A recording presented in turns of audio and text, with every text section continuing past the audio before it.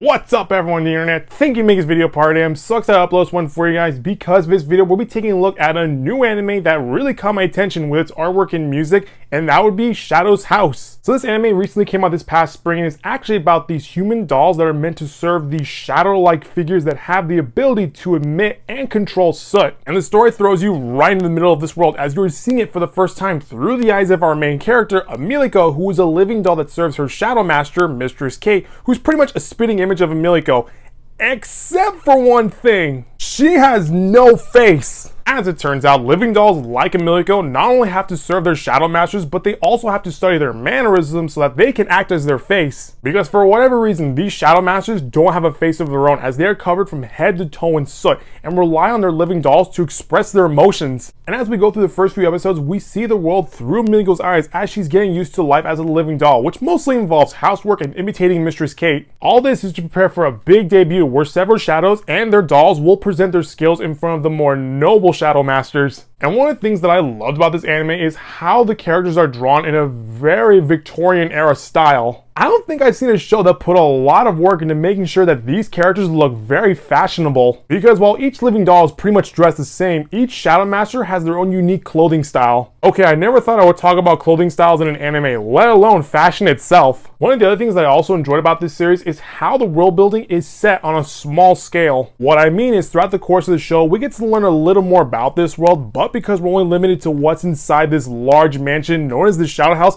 we only get to see a fraction of what this world can offer. In one episode, we learn what happens when soot builds up as it soon gains a life of its own and becomes something known as a scorch. If this is what happens when you don't clean up after yourself, I really want to know more about this world. And sure enough, we finally make it to the debut, which was highly spoken of throughout the course of the anime, and this is where we get to see what these kids are capable of. One of the other things that I also loved about this series is how there's a sense of mystery throughout the entire show. As we move further into the anime, we see a lot of cool things to help expand this world, but at the same time, it also leaves us with more questions. Like, where did these dolls come from? Also, where did these shadow masters come from? Why are these shadows covered from head to toe in soot? What is it that makes them control the soot? And most importantly, who is this grandfather that everyone keeps speaking of throughout the entire show? Most of these questions get answered as we get closer to the end of the show, where we learn why it's so important for a shadow master to be paired with a living doll. So overall, I really enjoyed this anime as its story is short and sweet. Now, even though the majority of this series is mostly setting you up for the final 4 episodes, I still had a good time watching Emiliko explore this very strange world. To put in perspective, it's almost like exploring a new house for the first time. Throughout the anime, you get to watch our characters explore every nook and cranny of this large mansion before, during, and after the debut. Oh yeah, one of the other things that really hooked me onto this show was the ending song that plays during the credits. Listening to Riona's song Nine Nine, you can feel a sense of delicate power play during the credits. And I say delicate because at the beginning of the song, you hear this simple lyric repeat itself that sort of represents the living dolls. Next, you hear the beat drop where you begin to hear more lyrics, and looking at the lyrics, you can see that this song is a reflection of the relationship between the dolls and masters. Later, the song ramps things up as you begin to hear more elegant music play in the background, as well as an operatic choir that gives this song a more Victorian era vibe. So you could say that I really love this song just by the way I'm describing it and going into detail. I think the only reason why I got hooked onto this anime was because of the song. So if you're looking for a new anime to watch, you should take a look at Shadow's House. And with only 13 episodes, this show is pretty easy to binge through. Well, that's gonna do it for this video, guys. That was my overall review for Shadow's House. If you like what you saw, click the subscribe button so you can get the latest updates from this channel. I'll see you next time with a brand new video.